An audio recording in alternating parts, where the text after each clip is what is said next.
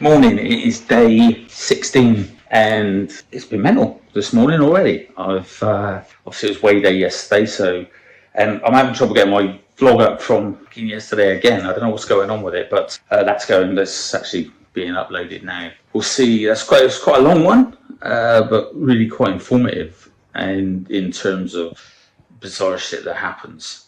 So yeah, day 16 is week 3 for me. I always find a bit of a bastard because there's this thing, isn't there, that it takes 3 weeks to break or make a habit. And to a degree, I agree. I think if you can do 3 weeks on this plan, you can do 3 months because it's sort of ingrained now. It's like, this is what I'm doing. Ringo speaking again. Hello, Ringo. But I think because that's in my brain, that if I get past this week, it gets easier. Then my brain's going, I'll test you then. So I've done 2 weeks liquid only. So now I can have a bar a day. Okay. This is my plan, which means I'm chewing, which always makes me a little bit hungry. So I think if you can do liquid only on a VLCD for a period of time, it's really good for you. Because it takes away that I just want to choose something else. The reason I get people to do the first 2 weeks is because it tests your resolve. It makes you go inward and think about stuff for whatever reason. Because people get used to chewing, they like their bars, blah blah blah. Sorry about that. Somebody came to the door. I got disturbed. But so there's a couple of things that I said I would talk about today, and one of those things was, I told you I'm an NLP practitioner, which, if you don't know what that is, it stands for Neuro-Linguistic Programming, and I believe that the L part of that, the linguistic part, is so vitally important because it's our language, it's what we say outwardly, and more importantly, what we say inwardly to ourselves. So the way we talk to ourselves is vitally important to our success or failure, because they are both the same beast. I have this thing with the way we talk to ourselves because I constantly talk to myself and I make a conscious decision to be good to myself. For example, I practice gratitude. So every night before I go to sleep, I write 5 things down that I was grateful for that day. Now, they might be big things, they might be small things. Last night I was grateful for the drop in weight and that my plan is working. That's just one of the things I was grateful for. I was grateful for one of my subscribers was asking questions on the vlog, and I don't know this person. So all things like that. And what that does is when I go to bed, I go to sleep feeling grateful. So I sleep through the night having great feelings about what I'm grateful for, and then in the morning I wake up in a good mood. And then when I wake up, another thing I do is 3, and I've just got my group guys to be doing this, is get 3 positive affirmations about yourself. So I'm getting them to say, I am strong. It's their affirmation, so I'm just giving you examples. But I am strong, I am powerful, I am this, that, and the other. Now, what I do is I go, I am a good man, I'm extremely good at my job, and today's going to be a good day. They're my 3. And I say in the mirror out loud every morning, whatever my job's been. So when I was working on frontline ambulances, I still used to it. Still a good man. Whatever weight I am, I'm still a good man. And I was fantastic at my job, like I'm fantastic at this job. And that's a belief of mine, which I've installed over years. What I choose to do, I'm extremely good at because I work hard and I think intensely about what it is I'm doing and why I'm doing it. So there's things that I practice, but it's our language. It's it's no good you just inwardly thinking it because you're not getting it out. You're not saying it. So I look in the mirror and say these things, and by writing down my things I'm grateful for, I still say them out loud as well once I've written them down. I am grateful for the constipation passing today, or whatever it might be. I write those down and I say them out loud, so that it's a real living organism, a thing. So I practice that, but our words are so vitally important. And I hate the phrase weight loss. you'll hear me say drop weight a lot. I do use the phrase lose weight at times where I'm explaining a time where I didn't have this thought process, or when I'm telling a story of someone else talking about their weight. But I use the phrase drop weight when I'm talking about me, because why does it matter? And people say to me, they're just fucking words, Mitch. It's what those words mean to you. So when I say, let me think. So when you lose your keys, what do you try and do? Find them. Get them back. Do you want to get this weight back and find it once you've got rid of it? And more importantly, what do you associate the word loss with? Now for me, being an ex-nurse, frontline ambulance, whatever, I associate the word loss with death, sadness, something going. It's not a positive emotion, is it, that it conjures up? So that word loss makes me sad. And there's nothing sad about dropping weight. It's like, to the same respect, people go, I've gained, and they use gaining as a negative also. Well, if you gain happiness, you gain wealth, you gain health, there's nothing sad about that, is there? So it's about knowing what your words mean to you and your definition of it. So I hate the term weight loss, because I think you tell your subconscious, I'm going to lose something. And you can get to a point in your diet, which is another word I fucking hate. It's only one letter away from the word die. So I say weight management journey. You can get to a point in your journey where you go, I feel sad and down. And you think it's because you're not eating your favourite pies or whatever. And to a degree it is, because you feel you've lost those things. And in losing weight, you might... I was called... The reason I'm Mitch is because people call me Big Mitch. I was shaped like the Michelin Man. That is why people call me it. Doesn't mean that's me now, but for many years it did. And I can remember, when they used to introduce me to the band, the guy used to go, he's big, he's bad, he's massive and large, it's Big Mitch, and fucking everybody get nuts. And then when I dropped weight, he was like, it's Mitch. And the crowd went, what the fuck? They didn't know what to do with me. My identity that I'd been given, fucking gone. And identity is another one, which is massively important. But identity can be wrapped up in a word. So you're Lisa McFudge pants, right? And you're gorgeous, stunning, and have all these guys after you because you're so beautiful. You then meet the guy. You become Mrs. Harry Bella Podcaster. And then you get engaged and you get married. And now you're Lisa McPodcaster. Is your identity changed? It can feel like it has. Then you become a mum to Mr. Podcaster's children, and you become Mrs. Podcaster, little Harry's mum, and all your identity's gone missing. And and it's not just in, but it's just what people call you. You're Mrs. Such and Such, you're such and such's dad, mum, whatever. What happened to Lisa? What happened to... I became Big Mitch. What happened to Robbie? Now there's a kind of whole different episode on here that I'm going to dedicate to my name and why it was important, why I got rid of my birth name and was happy with Mitch. But words are massively important. Like, the world today baffles the shit out of me, because someone's asked on here as well that, will I tell you what product I'm using and how many a day and stuff, which is the nuts and bolts of a VLCD. Me personally, right now, I am doing the 1-to-1 diet, and I am on Soul Source, which, if those of you don't know what that is, I have 4 products a day, 4 litres of water a day, black tea, black coffee, nothing else. I'm in my reset phase, but I am on 4 products a day because I'm a man of 5'7" and my weight, I am able to do that. So why do I use Cambridge, which is the 1-to-1 diet? Why do I use Cambridge? Because those guys have absolutely got the products nailed down. They're the best on the market, without question, in terms of taste and everything else. Plus, I'm a Cambridge consultant, so I can get the products. For me, it's not the most relevant part of what I'm doing. If I wasn't a Cambridge consultant, I'd still be a VLCD coach, because I know this shit. And why is it that we have more diet products on the market today than ever before, and yet we've got more of a problem with obesity? Why is that? Because I think things feed the habit.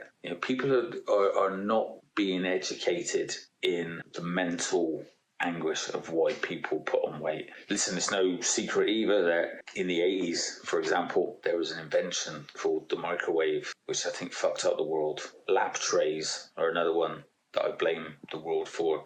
The growing presence of fast food joints and our world that we live in of I want it yesterday. It shouldn't be that you can have a curry and rice in 2 minutes by popping something into a thing called a microwave. That is processed to fuck. Processed food is shite. If you can dig it out of the ground, pull it off a tree, or have it running around a field healthily before you eat it, those things are good.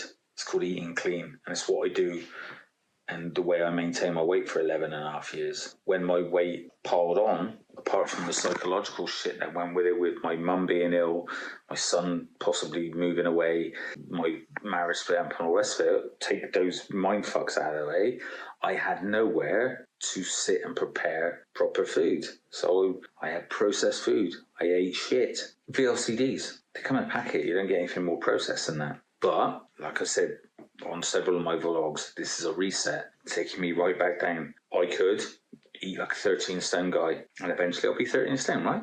I could do that. But I know that people don't want to wait. And what I want to do is show them how they can do the VLCD the right way to do this. If you do a VLCD the wrong way, it's shit. If you do Weight Watchers the wrong way, it's shit. If you do the cabbage soup diet the wrong way, it's shit. No diets work, or they all work, depending on how you execute the diet. So for me personally right now, the VLCD that I'm choosing is Cambridge because I know the products, I like the products, they work for me. 4-day, black tea, black coffee, 4 litres of water, bosh. First 2 weeks I did as liquid only, and the reason for that is because I wanted to go into that place because I felt deprived by that. I wasn't chewing my favourite bars and all that stuff. So what that did was make me go inwards and go, what is this about? And make me search for an answer. Everything I do within my challenges, so 6 weeks challenges, 12-week challenges, all the things I do all along the line are really well thought out for the benefit of it takes you to places that makes you think. Have you ever heard that phrase, out of darkness comes light? Because without darkness, you won't find light, will you? Because if you're plunged into darkness, what's the first thing you'll do? Look for light. It makes you look for light. So that's what my 2 weeks are about. Penny commented on one of my vlogs just now and said, because she's talking about self-esteem, and she said, can you explain how you can stop other people taking your self-esteem? But I can't take your self-esteem. What is it called? Clues in the title. Self-esteem. You asked Pen, right? Do you think you have self-esteem? Now, you might have gone, well, mine's fucking really low. But how do I know 100 million% that you have self-esteem? Because you asked that question. That thing in you that went, I want to know how to stop someone taking my self-esteem, because obviously someone in your world is doing something that is allowing you to let them take your self-esteem. And your self-esteem, believe it or not, was the thing that went, I want the answer to how I can stop that. It's like I say to people when they come see me and I go, talk about self-esteem, and they go, I haven't got that. I go, bullshit. And they go, no, really, I haven't got it. I go, yes, you have. It's the very thing that made you knock on my door. It's the very thing that made you ask me for help, because you looked in the mirror and you went, you fucker. Look at the state of you. You're fucking better than this. If that's not self-esteem, what is it? It's just how you view it and your perception of it. It is self-esteem, because it went, you are better than this. Go and get this dude. Listen to him. He knows what he's talking about. Go and see him. He can help you. It's not that I can help you. Of course, I will give you all these tools and I'll talk to you about these things. But you will do the work. And you've already done most of the work because you've commented on my post asking how I can give you a strategy to stop someone taking your self-esteem. But the clue is in the title, self. It is in you, babe. It comes from you. And other people can't take it. And do you know how I know that? Because it would be called others' esteem if they were able to do that. And it ain't spelled different. A better question for you to answer is, why am I allowing them to assist me on keeping me in this place? What is the benefit? Remember that question from yesterday's vlog? What is the benefit in me staying in this trampled down place? Now, I can tell you from my own experience, like, I don't know if you've seen vlogs from before, but when I went to that festival and I met that girl, I was like, fuck, you need to end your marriage because you're not happy. So it wasn't the festival girl's fault. It was, I was miserable anyway, and I needed a way out. And what I had to do, I felt, was put myself in the wrong. Not that I did anything, but put myself in the wrong to then force myself to do it. That reality principle. It's like getting on the scales, all that shit. It was like, okay, what can I do? And I was concerned about leaving her because I didn't want my son to disappear up north where she's from and me never see him. So I was like, oh, fuck. What I've got to do something about it. Like, I know what I'll do is she makes me feel miserable.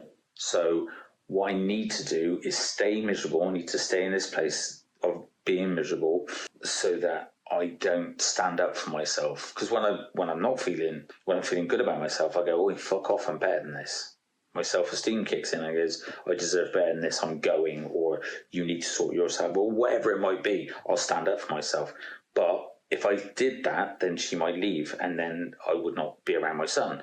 So what I did was go, right, I now need to justify why I'm miserable. So if I'm fat, I know I can look in the mirror and there will be a symbol looking back at me to show me why I'm fucking miserable. I can go, I'm miserable because I'm fat. And it's no wonder she treats me like shit because I'm fat. But I treat me like shit. I do treat me like shit. Look at me, fucking hell. What a wanker. She's right, you're a fucking loser. So I could justify all those negative things she said to me so that I would stay in my shit. And I wouldn't fucking leave. Because actually being around my son was more important than me being happy.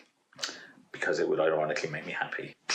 Eventually my self-esteem kicked in and was stronger. We split up and now I'm here and going, you're better than this, Mitchell, come on. So great question and thank you for asking, but other people can't take your self-esteem.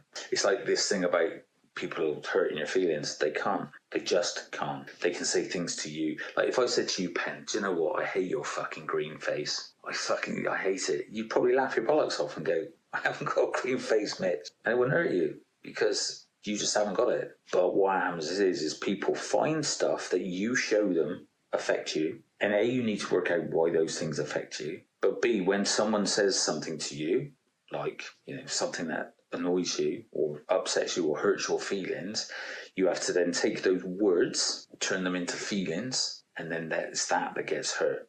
And you do that. You process that and make that happen. Like a few months ago, someone said to me, fuck, you're fat again, ain't you? Why did that hurt? Why did that hurt me? And I looked at this guy and thought, this ain't your fault. This is only pissing me off because he's fucking right. Look at you. And that offends me. And I knew why I'd done it. But to a certain degree, you could look at it a different way and go, look at my fat guts and go, but your son's still here. Your mum is still alive. All the things you did in that last year worked. But now it's time for me to drop the fucking weight and move on, right? Don't allow your benefit to destruct you going forward. Find out what the benefit of you being kept low is. And then let's find a different strategy. If you want to come see me, Pen, you know where I am. And on the end of the phone, right? So, now listen, I don't want you to be discouraged to ask questions anymore, because this is what it's about. I know you shouted out actually when I won Slimmer of the Year, I remember. And you shouted out something like, because I was talking about my ex-wife on stage, and you shouted out something like, she's fucking crazy or something, which is a great memory for me. But yeah, so I hope that's answered the question. I hope I've explained why I don't like the term weight loss. And yeah, every day's a school day, right? It is day 16. It's absolutely flying by. I've got to go and pick up my little boy from school. So I might end my vlog there because that's quite a lot of shit. And I'll see you tomorrow for day 17, right?